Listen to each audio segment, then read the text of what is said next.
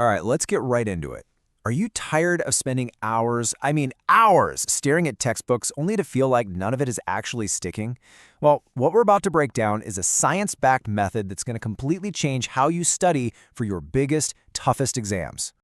And look, this isn't just some random study tip I found online. This is the exact strategy Dr. Yasukawa Kosuke used to score in the top 1% on the US medical licensing exam. You know, just one of the hardest professional exams on the planet. So yeah, this is the real deal. But first, let me ask you something. Do you ever feel like you're putting in the work, you're highlighting, you're rereading, you're making beautiful notes, but when it comes time for the test, it's just not there? Trust me, I've been there. It's super frustrating, and it turns out there's a real scientific reason for it. And that brings us to this first idea, the illusion of hard work. See, before we can fix the problem, we have to know what the problem is. So let's pull back the curtain on the study habits that feel productive but are actually holding you back. Do any of these look a little familiar? Rereading chapters, highlighting half the page, carefully summarizing everything. These are probably the most common study techniques in the world. But here's the tough truth. They're incredibly inefficient.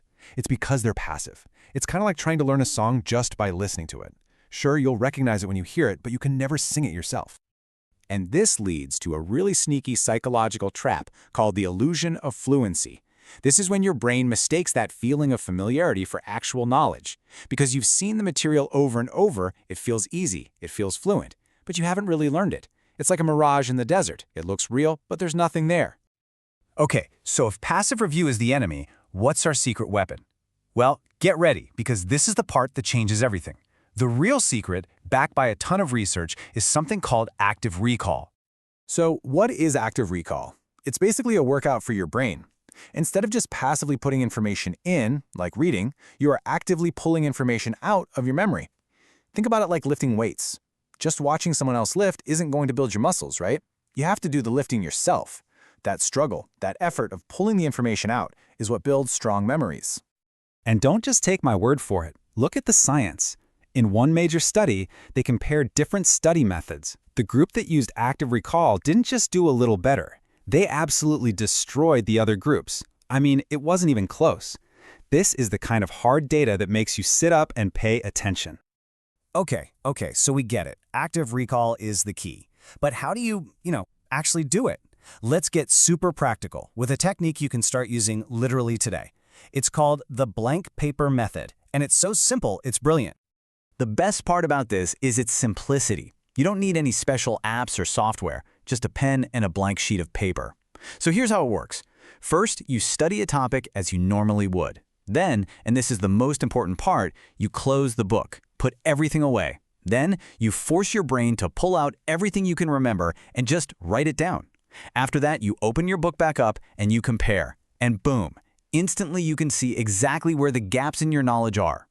And hey, if you want to supercharge this method, here are a couple of pro tips for you. First, as you're writing, say the concepts out loud.